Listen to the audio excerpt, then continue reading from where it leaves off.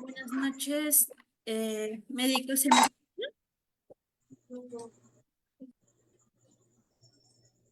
Médico Solange. Buenas noches. Buenas noches, vamos a dar inicio.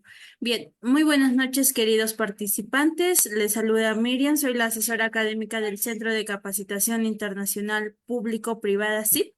Esta noche vamos a dar continuación al diplomado en manejo anestésico de fauna silvestre, el módulo Técnicas anestésicas en fauna silvestre, a cargo de la ponente Solange Esperanza Palacios Romero.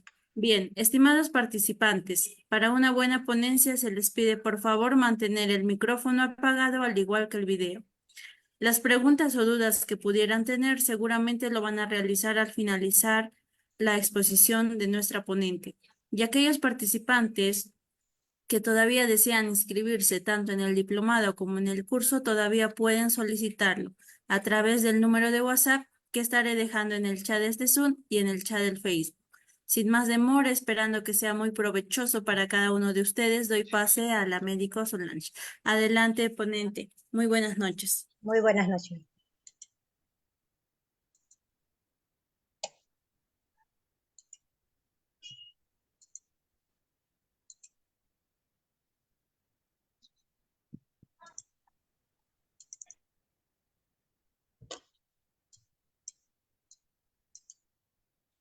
Muy buenas noches con todos. Me confirman, por favor, si me escuchan. Si alguien me ayuda, por favor, si escuchan. Sí, se le oye muy bien, ponente, y se ve Muy también amable. la diapositiva. Ok, gracias. Continuamos. Hoy ya tocaremos el tema de las técnicas anestésicas en fauna silvestre. ¿Por qué la importancia? La importancia del manejo perioperatorio dice, todo acto anestésico se supone una agresión sobre el equilibrio fisiológico y químico de un ser vivo. ¿Ok?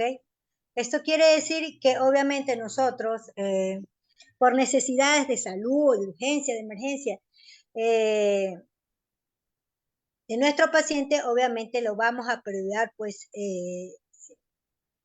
de todo su equilibrio, sea fisiológico, bioquímico, de todo su ser. Prácticamente lo dejamos, pues, lo privamos de sus neuroreceptores del dolor, ¿ok?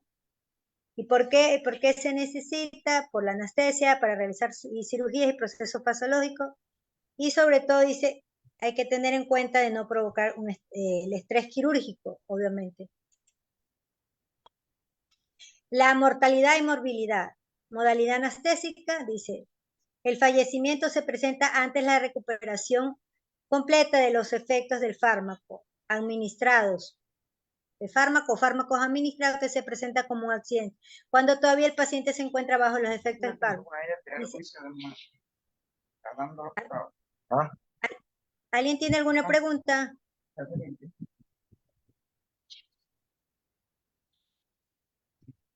Esta mortalidad puede estar ligada o no a la anestesia, dependiendo, obviamente, aquí cuando hablamos de mortalidad, dependiendo de qué no estamos nosotros como médicos, estamos haciendo frente a este proceso de anestesia. Obviamente, se puede dar, como se dice, el fallecimiento por la administración del fármaco, o debidamente, obviamente, si nos llega un paciente politraumatizado, que sabemos que está con pues una prognosis reservada, obviamente tenemos que estar muy cautelosos con los fármacos, obviamente a veces, a pesar de haber instalado buenos protocolos del manejo de la anestesia, obviamente puede ser que el paciente perezca. La morbilidad de la anestesia, consecuencias inesperadas e indeseables de la administración de anestesia. Menor, alteraciones moderadas que no causan modificaciones permanentes ni alargan su estancia en el centro. Esa es la media, pues tenemos alteraciones importantes como posibles alargamientos de la estancia o mayor alteraciones graves con secuelas permanentes. Tenemos que tener, pues, obviamente que nos vamos a enfrentar a daños de menor o mayor calidad. Ok, veamos. ¿No la logran ver? A ver, veamos. Perdón, un minuto. Ay. Déjeme ver. Luego te pagan. ¿Mande? Luego te pagan. Sí, pero hay ¿Por qué lo pagan? que no se dan cuenta, ajá, y se queda abierto y luego se oye ahí todo y luego ya te regaña. Ok, ahora sí lo logran ver, ¿no? Ajá. Ok, no, no los voy a regañar, solo si me ayudan con el audio, por favor, porque, o si tienen una pregunta me lo, ya que puse pues en modalidad entera la pantalla. Ok, ¿Pues que pongo el agua? obviamente dice Mayo. ¿Alguien tiene alguna Oye, ¿por pregunta? qué tu camisa es de algodón y la mía me la dieron de esa tela fea? No. ¿En serio? Ujú. ¿Quién es María Ramos Es de Soberantes? cafeta. Ya todos bien. Si por favor me ayuda cerrando el audio. Creo que se ve que dijo algo de soberanos.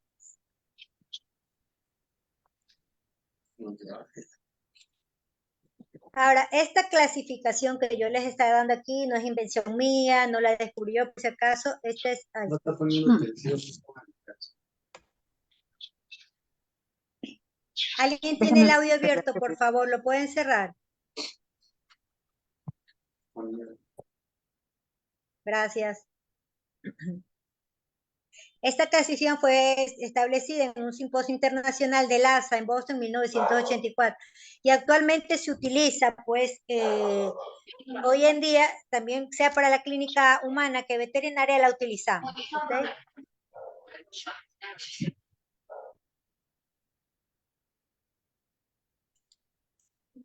Acá tenemos la valoración preanestésica.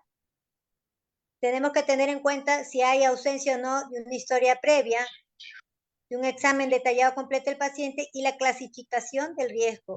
Habla solo malandro ese también. Pueden, por favor, silenciar los micrófonos, tengan la amabilidad. Porque hay personas que están hablando en sus domicilios, en sus hogares, y pues nos interrumpen la charla. Malo a propósito en el carro, montarse en el carro.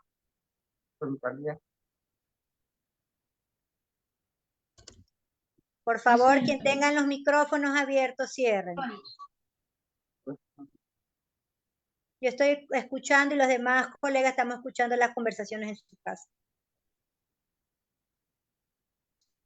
Tenemos que realizar una evaluación clínica, la evaluación general de paciente, una hematología y una bioquímica para saber cómo están nuestros pacientes. Así llega obviamente un paciente traumatizado, politraumatizado, tenemos que siempre mantener este protocolo. Porque obviamente si vamos a llevar a un paciente a una cirugía, obviamente tenemos que estabilizarlo, ver cómo están todos sus parámetros para luego pues proceder a la inducción de la anestesia, ¿no? No podemos ir a anestesiar si no sabemos cómo nos enfrentamos a nuestro paciente, cuál es su estado de él. ¿Ok? ¿Qué tenemos que tomar en cuenta? La evaluación del estado nutricional. Obviamente, si vamos a presentar, el paciente presenta un déficit nutricional, vamos a tener niveles bajos de glucógeno y la capacidad limitada de superar el estrés, la liberación de la corticosterona o plasmática o glicopénica, vamos a tener niveles de calcio bajo, calidad de hueso baja, corticales más finas y frágiles y contractibilidad muscular. Esto quiere decir, a esto cuando hablamos de niveles bajos de calcio, obviamente si nos llega pues un paciente obviamente que ha estado atropellado y obviamente pues tiene una fractura, obviamente tenemos que tener en cuenta si ha tenido un déficit nutricional bajo, vamos a encontrar pues estos problemas. Y el riesgo en el manejo, dice, la peor capacidad de respuesta frente al estrés o fracturas iatrogénicas y temperatura corporal. ¿Okay? De tener en consideración esto, vamos a realizar la hematología, un hemograma completo, un hematocrito, proteínas totales, bajo coste y máxima información. ¿Okay? Y debemos pues también tener los costos bajos y máxima información de esta hematología. Realizaremos una bioquímica también ¿para qué? Para controlar la funcionalidad hepática, agentes anestésicos, detoxicados por el hígado, daños musculares, hemólisis en la muestra que pueden alterar los resultados. Ok, ¿por qué vamos a ver una bioquímica y por qué vamos a controlar la funcionalidad hepática? Queremos ver, pues, obviamente, si el hígado no ha sufrido ningún trauma, obviamente que si yo voy a anestesiar a mi paciente, el hígado tenga la capacidad de metabolizar, pues, el anestésico y todo, no solo el hígado, todo su organismo tenga la capacidad después de...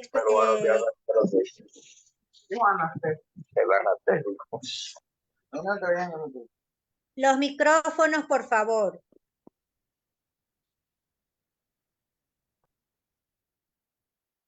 Okay. Y obviamente tenemos que tomar una buena muestra de sangre, obviamente sin causar daño muscular, hemólisis en la muestra que pueden dar resultados alterados. Obviamente una mala toma de muestra, pues la sangre se hemoliza, obviamente no nos va a servir para nada. Entonces tenemos que tener en cuenta eso. La función renal, eliminación de productos de desecho de la homeostasis. Difícil medir en valores de orina, el ácido úrico plasmático, muy variable, depende del estudio continuado que estemos realizando. Otras patologías que se nos puede presentar es proteinemias no gramas, detención de procesos infecciosos y presencia de hemoparásitos como la filaria y la microfilaria, obviamente que dan problemas en campo. De tener en consideración esto. También se va a realizar una evaluación de la función cardiopulmonar, que es de vital importancia para la evaluación de riesgos. Dice, traumatismos suelen llevar asociados alteraciones que suponen una disminución en la capacidad pulmonar de los sacos aéreos. Por eso, como les dije antes, si tenemos un paciente con traumatismo, obviamente tenemos que tener en cuenta todos los valores, todos. Hacer un chequeo exhaustivo a nuestro paciente. Tenemos que controlar la frecuencia cardíaca, la calidad del pulso, la presión arterial, la calidad de la perfusión tisular, la frecuencia respiratoria, la calidad de flujo en el aire respiratorio. Y este es muy importante, ¿qué es la clasificación ASA? Es la herramienta internacional, dice, de clasificación de pacientes según el riesgo estandarizado por la American y por la Sociedad Americana de Anestesiología en 1963 utilizó esta clasificación ASA y obviamente se utiliza hasta la fecha de hoy. ¿Okay? La clasificación ASA 1 quiere decir paciente sin alteraciones orgánicas, fisiológicas, bioquímicas o psicológicas. Es un paciente para el cual programado un procedimiento que involucra un proceso patológico localizado. O sea, aquí nuestro paciente no está grave, no se está muriendo, es algo localizado y obviamente pues se puede utilizar una anestesia local que no va a llevar pues a mayores consecuencias. ¿Ok? Debemos tener en cuenta también aquí obviamente que nuestros pacientes pues no presenten ninguna alergia, algún tipo de fármaco que se le va a aplicar. La clasificación 2, enfermedad sistémica de leve a moderada. Procesos patológicos compensados, pacientes que no muestran signos clínicos. Obviamente aquí vamos a tener en consideración de poner pues a los cuidadores o tutores o personas o personal encargado pues que se ocupan pues de las especies que están cuidando. ¿Okay? Puede ser aves, reptiles, y otros tipos de mamíferos. ¿Okay? La clasificación 3 habla de las alteraciones sistémicas graves. Procesos patológicos no compensados. Obviamente, ya aquí estamos hablando de un paciente que está delicado. Obviamente que tenemos, dice, procesos patológicos no compensados. Obviamente tenemos que de compensar al paciente antes de llevarlo a cirugía. ¿Ok? Y obviamente la clasificación ASA 4 en alteraciones sistémicas que no ponen en peligro la vida. Y obviamente, y la clasificación 5 es pacientes en shock que no se espera que sobrevivan las 24 horas. Obviamente cuando tenemos un 5 debemos estar con mucho cuidado, obviamente siendo muy claros con los dueños de zoológicos o centro de detenciones de animales, obviamente dejándoles el panorama claro de cómo está el paciente. Para que luego no me diga, ah, usted no me dijo, no fue honesto conmigo, yo creí, yo pensé, no. La clase de la operación de emergencia en la que se puede añadir cualquiera de las clasificaciones anteriores. Obviamente, esta es, pues, encontramos al paciente que nos lo llevan pues en un estado de emergencia, obviamente grave, y obviamente que hay que llevarlo a la cirugía de manera inmediata.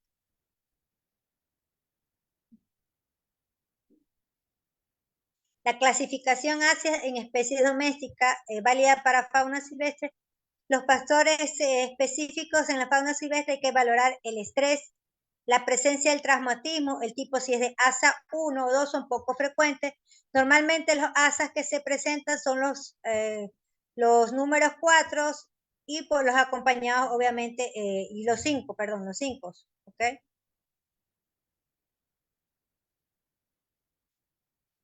Ok, la anestesia en ave silvestre. Una anestesia segura, eficaz, requiere, obviamente, el conocimiento de la fisiología de la especie anestesiada.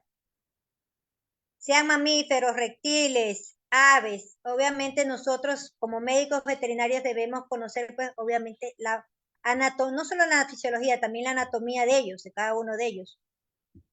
Conocimiento de los diferentes tipos de anestésicos y sus propiedades y modo de empleo. La estabilización y soporte del paciente y el equipo apropiado y la práctica, obviamente. Nuestra experticia. Obviamente sabemos que si vamos a realizar una cirugía no la podemos realizar solo. Por muy pequeñita que sea, siempre vamos a tener que pues tener el técnico veterinario o los técnicos que obviamente nos ayuden si se requiere de alguna maniobra de sujeción, de ayuda en una urgencia, pues siempre debemos tener obviamente un personal adecuado que nos acompañe, obviamente, pues y preparado. Y se recomienda pues no realizar pues procesos anestésicos solos.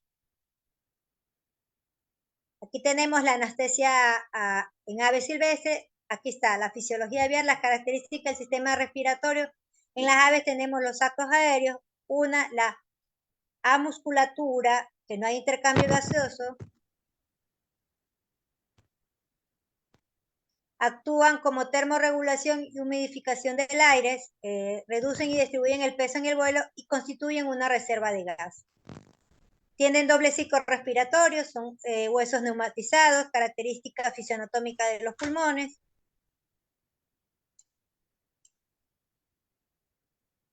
Poco distensibles, localizados en la pared dorsal y localización de la glotis y anatomía de la tráquea. Esto es muy importante saber a la hora de anestesiar las aves, ¿ok? Aquí tenemos el proceso de inhalación y exhalación de las aves.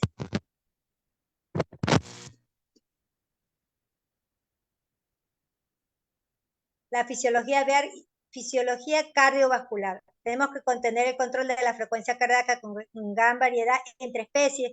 Obviamente no todas las aves son iguales, no todos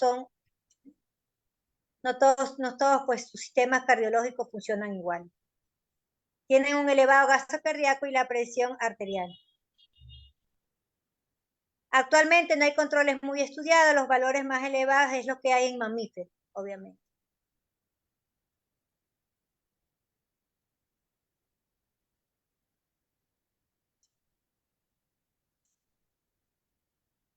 Las características anatomofisiológicas. Espacio muerto elevado en 4,5 en comparación con los mamíferos.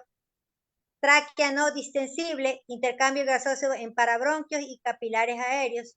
Inspiración y expiración activas. No hay diafragma, flujo de aire facilitado por la musculatura respiratoria. Flujo continuo de gases capilares desde los sacos aéreos. Estos, señores, hay que tenerlo en consideración. ¿Por qué? De repente alguien mira, doctora, pero esto yo ya sé, ya conozco. Lo pongo para recordar, obviamente, a qué nos estamos enfrentándonos. Por eso dice, característica anátomo-fisiológica, ¿ok? Posición dorsal de los pulmones, decúbito supina, dificultad de las ventilaciones. Las vísceras abdominales bloquean el ostium y comprimen los sacos aéreos caudales. Se produce una disminución del volumen corriente y la ventilación pulmonar, ¿ok?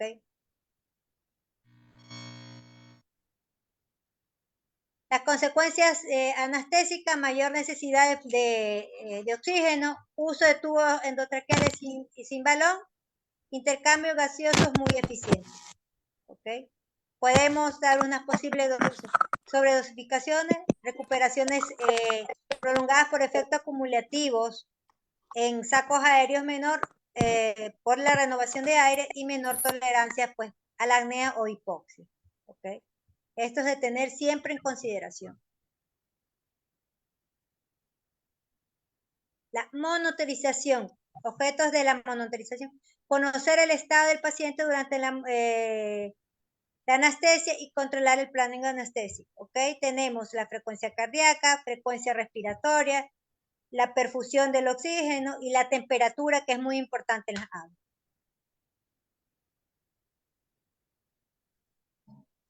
Y la monitorización la vamos a hacer con un electrocardiograma o Doppler. La monitorización respiratoria la vamos a hacer visualización de movimientos respiratorios, auscultación directa del flujo de aire o con la capnometría, obviamente. Si no tenemos un capnómetro, pues obviamente lo vamos a hacer pues con nuestro fonendoscopio y obviamente para ver cómo está respirando nuestro paciente. Oxigenación y perfusión sanguínea con la pulsometría, la temperatura obviamente con el termómetro y los reflejos de la escala analógica visual. ¿Ok? Esto es tener en consideración.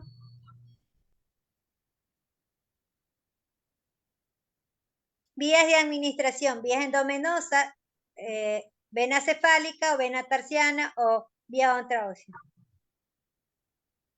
No muy popular la intraósea, requiere menos equipación, fácil realizar en el campo, menos contaminante, no exposición del personal al anestésico. ¿Ok? Y aquí está pues las vías donde podemos colocar nuestros anestésicos en las aguas. Los anestésicos pueden ser simpaticolíticos. Obviamente una historia previa de bradicardia y no en uso retinal. La ketamina tiene un amplio margen de seguridad, inducción rápida, respuesta variable entre individuos, mantiene estable la frecuencia respiratoria y la frecuencia cardíaca. Y se lo utiliza en procedimientos cortos como cirugía menor, premedicación o excitación en recuperación. ¿Okay? El uso de la ketamina es permitido en agua. La silaxina más ketamina o ketamina o más medetomidina. Me van a disculpar, pero hoy he tenido un día bien pesado y tengo a mi padre pues con problemas de salud, me van a perdonar. Protocolos que proporcionan analgesia. Buena inducción y recuperación, no para todas las especies, ojo de tener en consideración. Y sí hay antagonista para la ketamina con la medetomidina, ¿ok? Tenemos el propofol con gran incidencia de apneas y buenos resultados en acuática, ¿ok?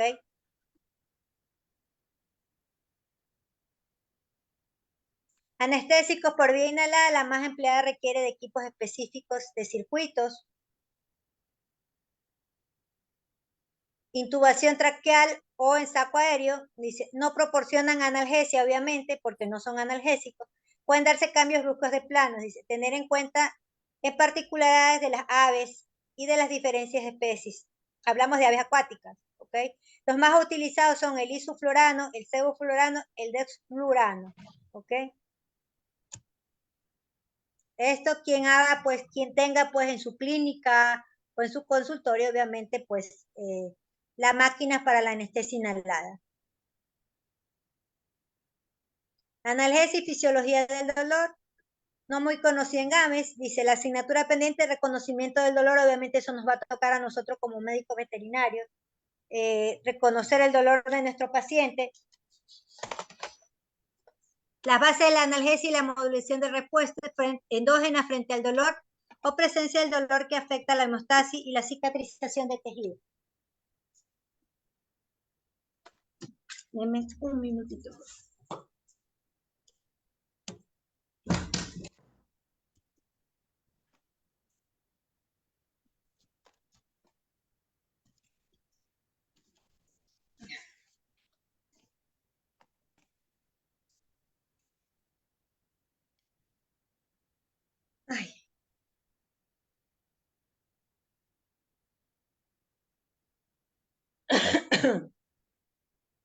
Aquí tenemos fármacos analgésicos, analgesia, factores ambientales.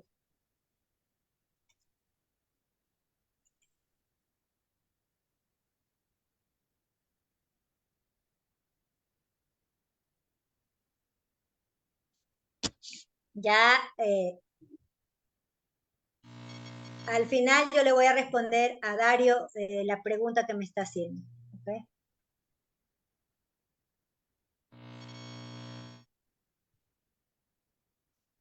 Tipos de analgesia, analgesia preventiva o analgesia equilibrada. La administrada antes de la cirugía evita la sensibilización central.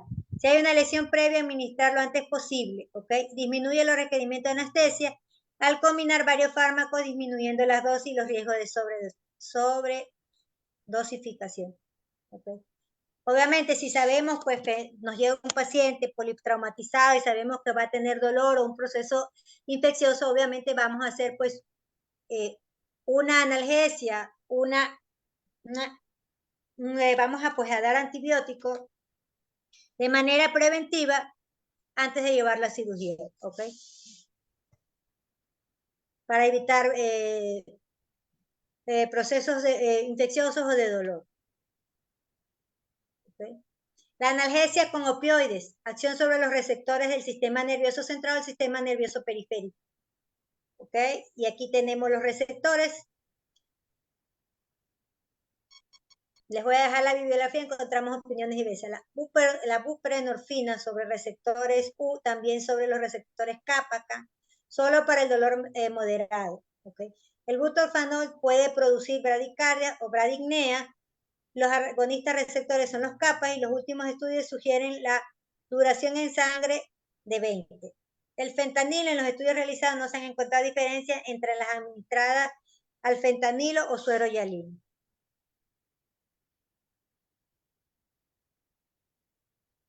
Los AINES inhiben la ciclogenasa y previenen la producción de la prostaglandina. La farmacocinética no puede ser extrapolada. Esto quiere decir sobrepasarse. No podemos hacer eso entre especies. Obviamente lo que yo le aplico para una especie de ave no va a ser igual para la otra. O de repente la dosis que yo le pongo a un tipo de ave no va a ser igual para la otra. Entonces, tener en consideración esto. Una buena indicadora de la acción analgésica de los AINES, útil en periodo postoperatorio. Ojo con la nefrotoxicidad. Obviamente debemos dar cuenta qué tipo de AINES vamos a utilizar de acuerdo al tipo de ave. Bien tolerado es el meloxicam a 0.5 o 1 miligramo por kilogramo cada 12 horas. Oral o por vía intramuscular. Oral tiene menos biodisponibilidad y no se ha descrito efectos adversos. ¿Ok?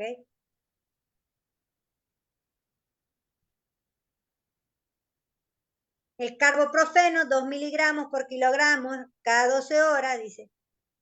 Esto, pues no hay estudios avanzados como que nos digan, que nos muestren, pues, si hace o no hace bien o qué produce, ¿no? Pero al momento, algunos colegas lo utilizan y por el momento, en pacientes que han tratado, ha sido tolerante. El ketoprofeno, obviamente, se ha descrito necrosis tubular renal en aves, ¿ok? De tener en consideración si se va a no suministrar en aves el ketoprofeno. Los corticoides reducen el dolor mediante supresión en la respuesta inflamatoria, alertan a la acción de opioides tanto endógenos como exógenos, la inmunosupresión y extremas precauciones al emplearlo. Si yo voy a emplear corticoides, debemos estar atentos. Leer bien a qué tipo de paciente se puede suministrar. Las dosis, ¿ok? La vía de administración.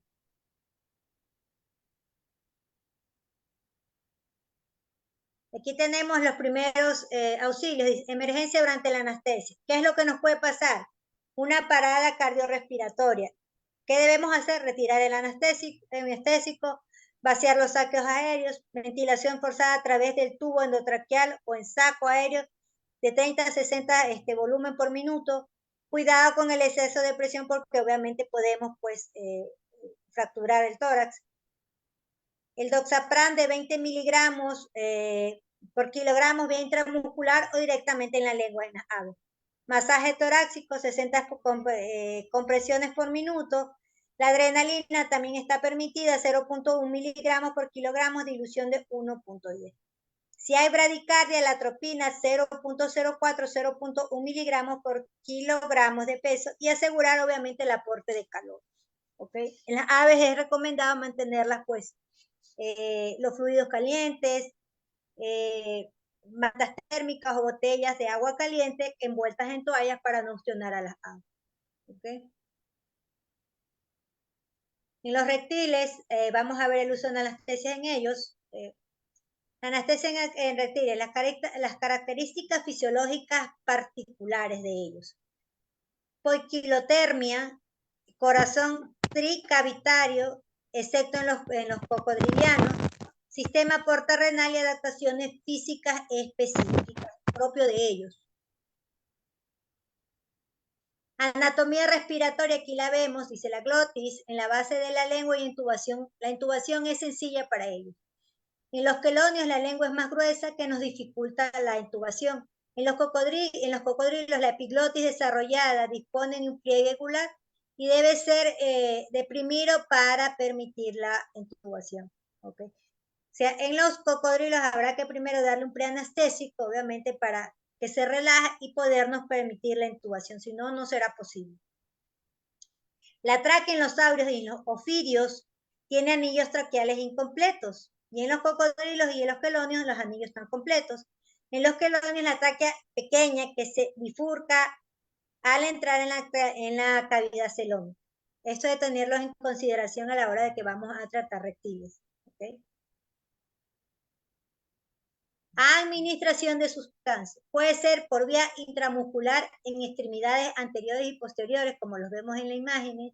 En los ofidios, a lo largo de los paquetes musculares referentes de los dorsales. ¿Okay? Intravenosa en los ofidios, la vena ventral de la cola o por punción intracardíaca. En los quelonios y saurios, vena yugular dorsal de la cola, femoral y longitudinal del caparazón. Aquí tenemos ya algunas imágenes para que ustedes se puedan ver y guiar dónde voy a colocar mi administración de los fármacos.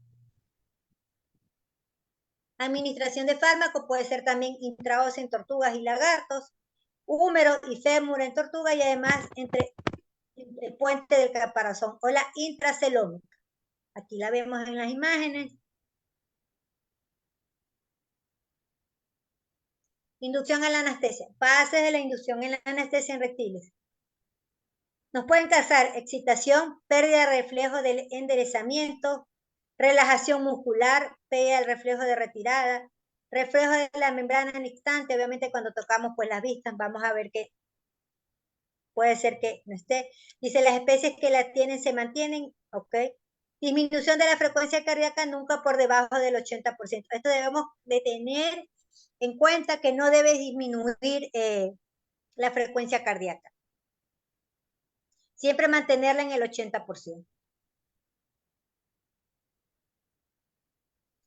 Inducción a la anestesia en intubación. Inducción con mascarilla de isoflurano o alotano o sevoflurano.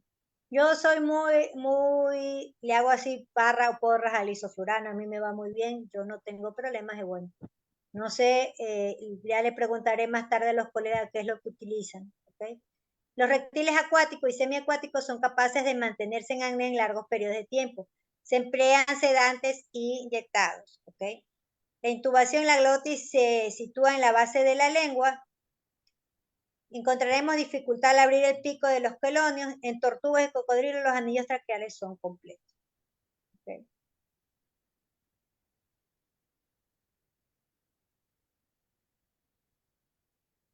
Mantenimiento. Anestésico de elección, como les decía, mi famoso isoflurano o alguno del 2%. El flujo del oxígeno.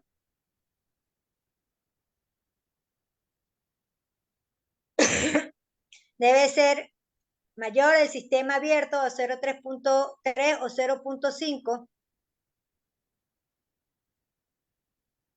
Inhalado por kilogramos por minuto. ¿Ok? o mayor al sistema con observación del CO2 a 2.2 o 4 inhalados por minuto para inducir y 1.2 inhalados para mantener. La ventilación tiene que, aquí hay ventilación, tenemos que controlar la frecuencia respiratoria normal es de 10 a 20 respiraciones por minuto.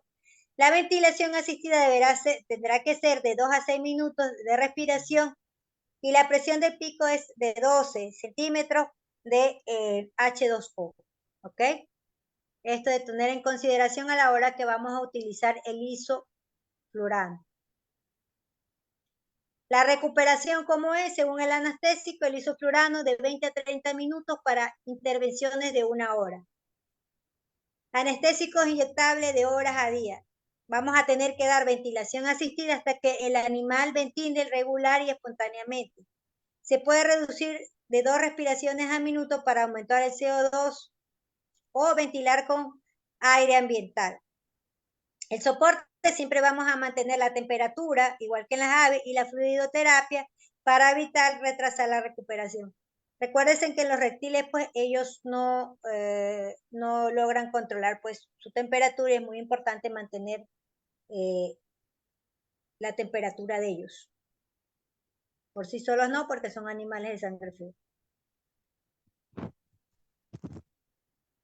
Los protocolos anestésicos, aquí tenemos el isoflurano, inducción y mantenimiento, tenemos el propofol, de 5 a 10 miligramos por kilogramo por vía intravenosa, ¿ok? O también la inhalada más 0.25 miligramos por kilogramo por minuto, ¿ok? La ketamina más el butorfanol de 10 a 30 miligramos por kilogramo, más 0.5 o 1.5 miligramos por kilogramo intramuscular para pequeñas intervenciones en telones. ¿Okay?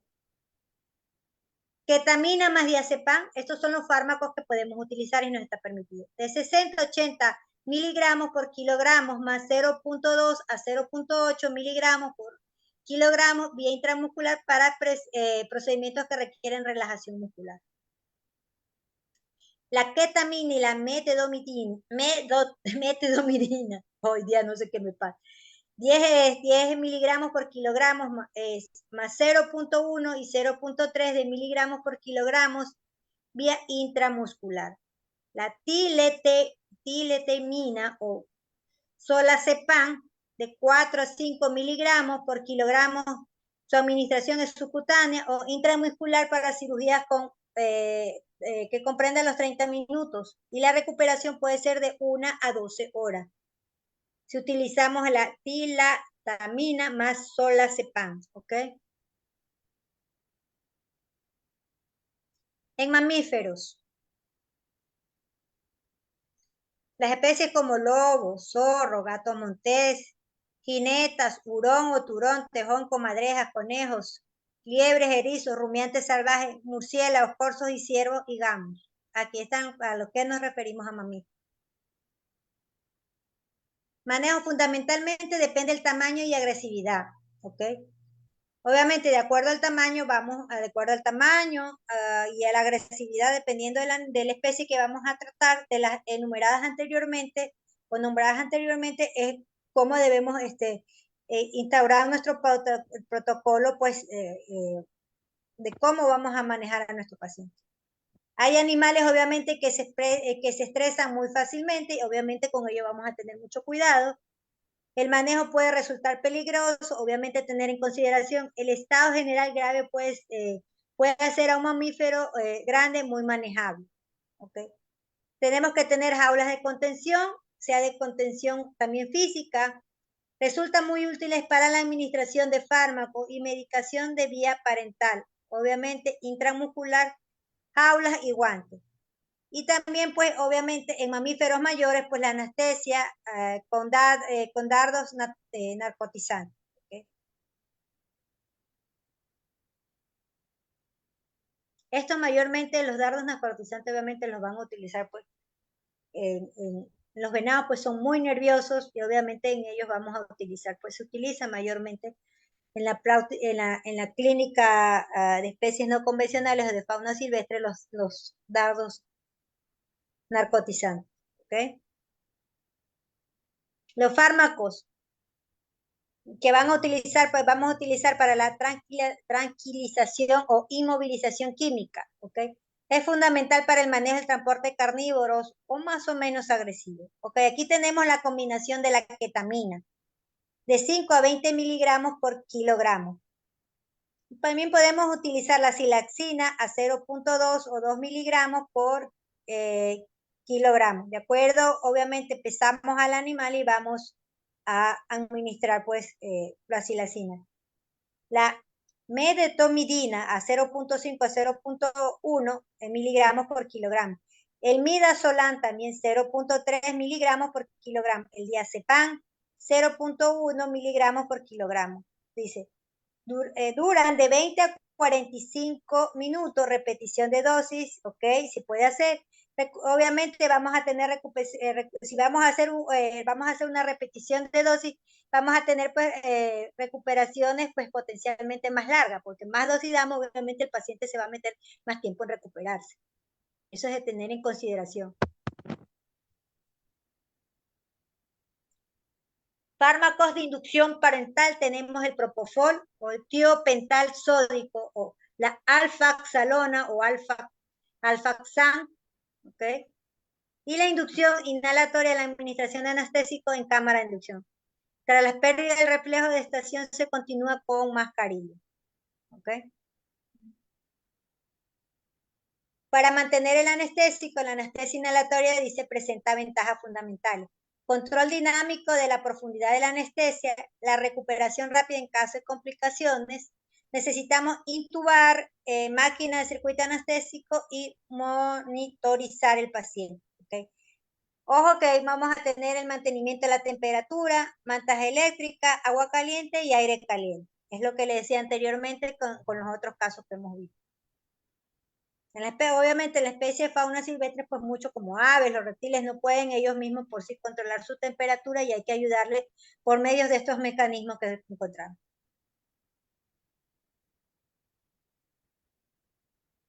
Vamos a monitorizar el control e integración de los parámetros circulatorios, cardíacos, respiratorios y la temperatura.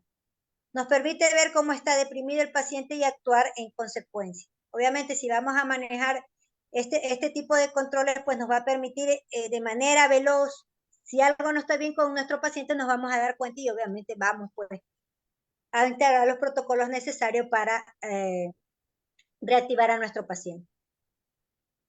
La recuperación de la anestesia parental generalmente es más larga y hay que esperar que el paciente filtre y elimine los fármacos administrados. Algunos tienen antagonistas como el atipamezol, tiene el alfa-2 agonista adrenérgicos. La anestesia inhalatoria es rápida, en pocos minutos puede cerrar el vaporizador, el animal expulsa el anestésico por vía respiratoria. Yo mayormente soy fanática de la anestesia inhalatoria. Obviamente, si no es posible, pues la parental también nos va bien, obviamente teniendo en consideración todos los factores ya mencionados anteriormente. Anestesia en ungulados salvajes, especies ciervos, corzos, purdus, arrus, extremadamente sensibles al estrés y difícil de aproximar en ellos. Coxean o miopatía de ruptura o fallo cardíaco. Esto es de tener en consideración con estas especies. La miopatía de ruptura o patofisiología puede presentar una distrofia muscular, rhabdomiolisis, enfermedad del músculo blanco, aumento del ácido lactático, depresión de calcio, de capa intramuscular, el daño tisular de la mioglobina o torrente sanguíneo o el fallo renal. ¿Ok? Para la prevención de la miopatía de captura, evitar tiempos de captura prolongados. No sobredosificar si usamos opioides, reducir el manejo al mínimo. La zona de recuperación debe ser tranquila y en penumbra. No repetir el manejo del animal en al menos una vez por semana. No manejar hembras preñadas o lactantes. Aportar selenio y complejo vitamínico B. ¿Okay? Obviamente hablamos de que si encontramos una hembra pues que está en esta gestación y obviamente ha sido traumatizada, nos van a decir, la doctora que me dio la charla me dijo que no se puede manejar. Estamos hablando obviamente que si vemos que está bien y obviamente se la va a rescatar, obviamente hay que tener sumamente cuidado con ellos. Y si es posible, pues dejarla en su recinto, en su hábitat. Si no presenta problemas, pues obviamente la vamos a dejar tranquila hasta que después de la gestación, pues podamos manipularla con tranquilidad. Obviamente, si es necesaria la manipulación, lo tenemos que hacer. Las técnicas de movilización más frecuentes mediante dardos, se usa drogas potentes de acción rápida. Importante conocer el tiempo que disponemos cuando se trabaja en el campo. Obviamente, el anestésico que vamos a utilizar, vamos a tener en cuenta cuánto tiempo me va a durar, porque póngase que me despierte el animal y el animal me ataque. Entonces tenemos que dar en cuenta de cuántos dardos vamos a suministrar y cuánto tiempo me duran ellos. Aquí está, les he dejado esta tabla con todos los fármacos. Aquí tenemos los opioides.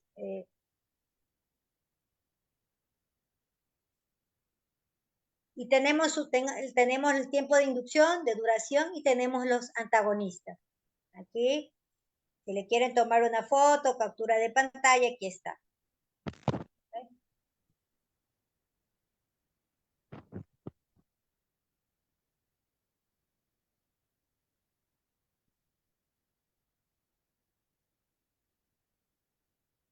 Cuidados posanestésicos, tan importantes como los realizados antes y durante. Vigilar la hipotermia, la hipertermia, lesiones traumáticas. Importante, máxima tranquilidad sin ruido y mantener la analgesia. No precipitarla a la hora de ofrecer la comida y bebida. Yo prefiero que en los pacientes, pero que estén bien despiertos, obviamente vamos a mantener la analgesia para que ellos puedan comer, porque obviamente también, si no vamos a tener un buen control de la analgesia, obviamente el paciente no va a querer pues comer, porque obviamente el dolor no le permite comer. Entonces, muy importante el manejo de la anestesia, obviamente esperar que se despierten solitos y obviamente después para ofrecer la alimentación y bebidas.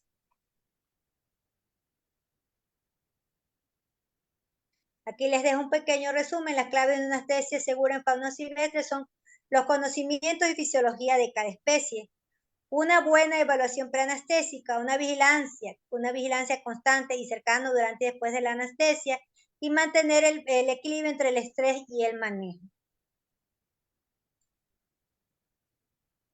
Eso es todo por hoy.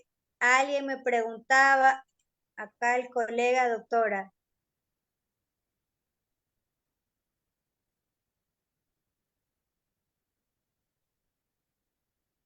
¿en qué escala se va a clasificar? Ahí yo le he dejado, colega, pues las escalas de ASA, que fue las que yo las puse, obviamente, y de acuerdo, pues obviamente, sabemos que si vamos a tener un paciente politraumatizado, obviamente sabemos que el dolor en pacientes politraumatizados va a ser alto.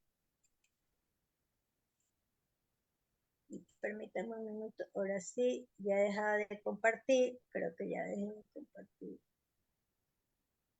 ¿Sí? ¿Tienen preguntas que hacerme, por favor? ¿Les estuvo claro todo? ¿Tienen alguna pregunta? Yo les había dejado acá la clasificación ASA. No sé.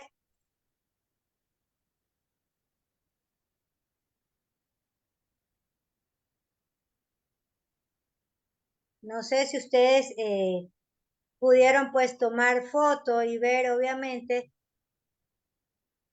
Yo les di la clasificación al inicio y por eso la puse porque es muy importante. Sí, De acuerdo doctora. a eso vamos a manejar nuestra escala del dolor. Sí, doctora, muchas gracias. Otra pregunta. ¿Qué Claro que sí. anestésicos usted usa, digamos, o es sugerido en caso de cocodrilos, caimanes, entre otros? Porque usted mencionó que hay que preanestesiarlos. Les dejé también aquí la tabla de anestésicos, se las puse. Aquí están, vamos a verlos. Déjenme ver.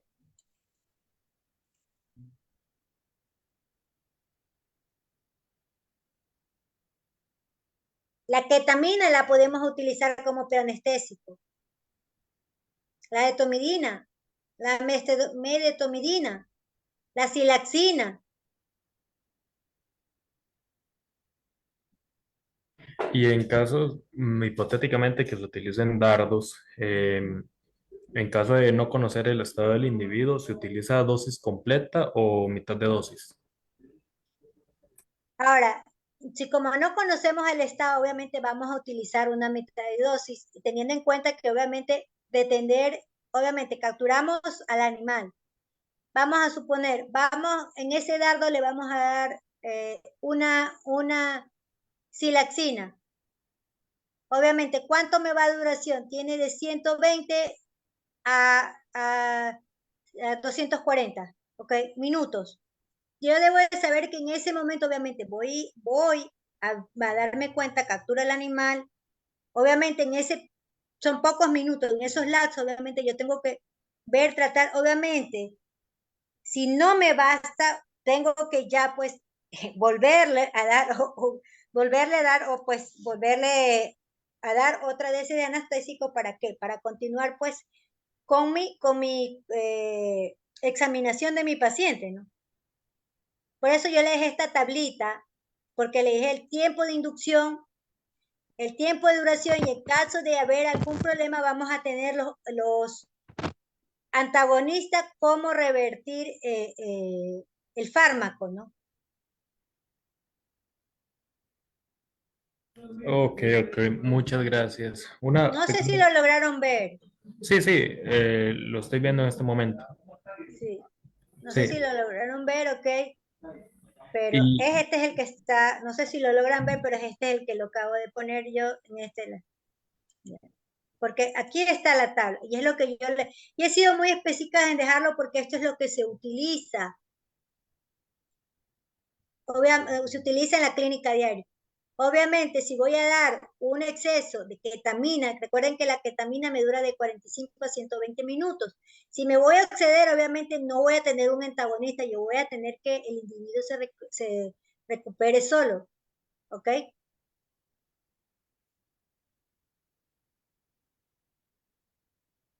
¿Alguien más tiene otra pregunta, colegas?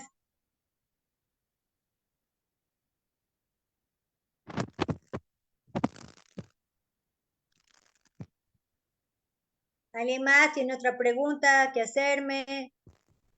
y una última pregunta, disculpe molestarla. No, a mí no me molesta. Yo estoy aquí para eso, para que despejar las dudas, las inquietudes. Estamos aquí para eso.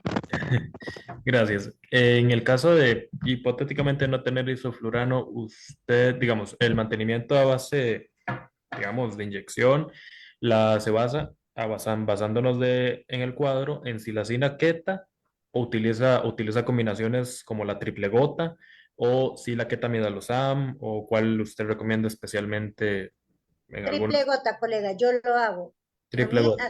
sí, a mí hasta el momento me va bien. Y utiliza, digamos, hace los mismos protocolos. Después de 10 minutos de la inducción, bueno, mitad de dosis como un bolo, y ya después de otros 10 minutos, un cuarto de dosis para no ir sobrecargando al individuo. Exactamente. Obviamente no voy a, pues, voy a agarrar a mi paciente, pero hoy después lo recargo. No, eso es, obviamente, tenemos que saber manejar las dosis, ¿ok? Obviamente, recuérdese, entonces era sobre todo que estamos hablando de especies que no están en grado de controlar su temperatura. ¿Ok? Entonces, por eso les puse, es muy importante saber manejar las dosis y el tiempo. ¿Ok? Ok, ok.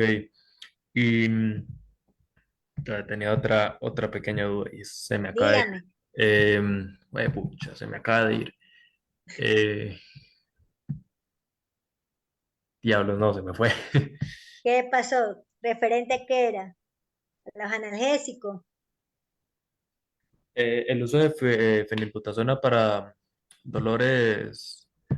Usted habló del uso de AINES como tal. La fenilbutazona igual la recomienda como tal para dolores más que todo musculoesqueléticos o para otros tipos de casos. La recomiendo siempre y cuando, obviamente, yo tengo que cuando recomiendo pues analgésico, en mi protocolo personal, ¿yo qué hago? Primeramente me voy a, siempre, así ya los conozca, una vez te llega una casa farmacéutica nueva, te manejan otro tipo de dosis, entonces siempre yo les recomiendo leer. A ver, ¿le va a ir bien esto a mi paciente? ¿Qué puede causar o no puede causar? Entonces, eso es muy importante. Por algún motivo no haya logística informativa. Ustedes hoy en la actualidad pues no estamos, pues bueno, yo tengo 47 años en la actualidad, pues en mi época cuando se estudiaba, iba a la universidad, usted tenía que sentarse y leer los libros. Hoy en la actualidad hacemos un clic en Google y pues encontramos la información necesaria. Obviamente de ver mis pros y mis contras cuando voy a utilizar un fármaco, sea un analgésico, un opioide, un aire, cualquier tipo de fármaco, ¿ok? Ok, perfecto. Y ahora sí ya, la última dudilla. En el caso de ya inducirlo, toda la cuestión de la anestesia, todo bien. Eh, Idealmente, digamos, yo sé que esto depende mucho de la especie, de la raza, del tipo de ave, reptil, mamífero, pero ¿cómo digo? Cuando ya está en estado de cúbito, en mantenimiento, ¿qué tanto usted utiliza, o sea, qué tan prolongado usted mantiene ese individuo en anestesia? Porque se sabe que, mientras más esté inducido en anestesia, más existe la probabilidad de daños a futuro, miopatías, etcétera. Es que, a ver, aquí vamos a hacer, como decía, a reflexionar todo. Depende del tipo de cirugía que yo vaya a realizar. Y eso fue lo que les dije al inicio. ¿Para qué? Obviamente, si yo tengo un paciente politraumatizado que me llega grave, mal, yo debo de saber cuánto tiempo voy a aplicar mi anestesia.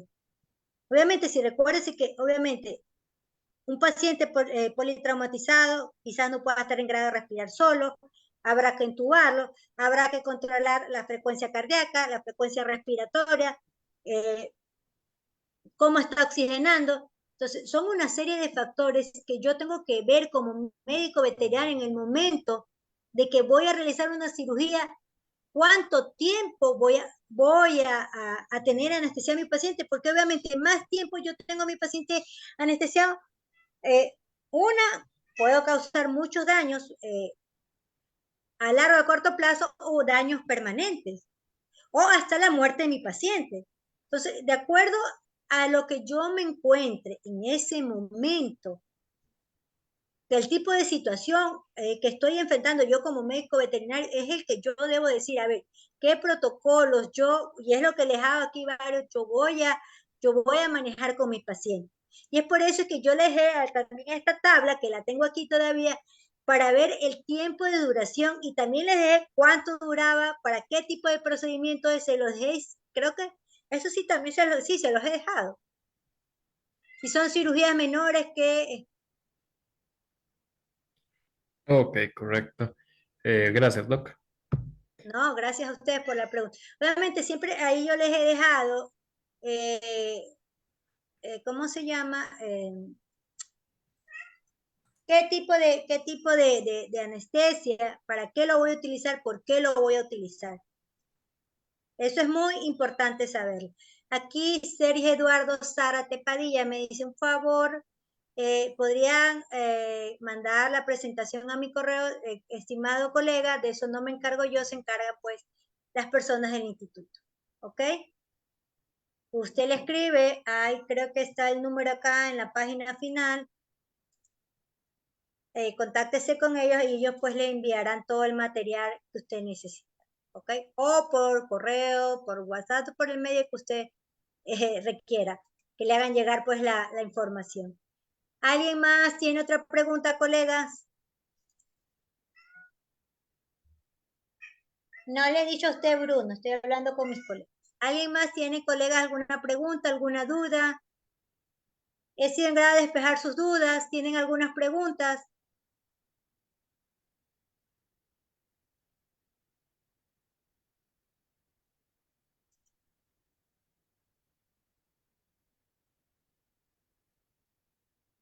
En gestantes, ¿cómo se evaluaría? Primeramente, como les repetí, yo debo de tener en consideración si hay todavía, primeramente tengo que ver qué tipo de especie voy a tratar. 1. 2, si es una especie gestante, obviamente que no es agresiva y se deja manipular, obviamente yo lo primero que debo hacer es un monitoreo fetal para ver si la especie gestante, pues sus crías todavía están vivas. Obviamente, recuérdese que hay anestésicos que sí se pueden utilizar en hembras gestantes y otras que no se pueden utilizar. Okay. Entonces, es de leer cada uno de ellos y decir, a ver, ¿qué puedo utilizar y no puedo utilizar? ¿Ok? Entonces, lo mismo con los AINES, con los opioides que no se pueden administrar en las hembras gestantes, obviamente no se van a poder utilizar, es igual como los analgésicos, antidoloríficos, entonces de tener cuidado. ¿Ya? ¿Alguien más tiene otra pregunta que hacerme?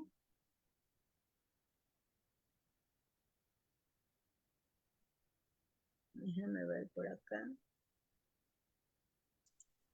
Fue el colega que me preguntó. ¿Alguien más tiene otra pregunta, colegas?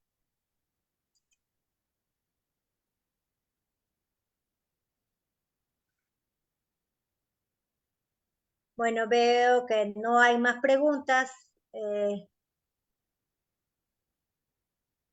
Yo les agradezco por su atención el día de hoy, por el tiempo dedicado a esta charla.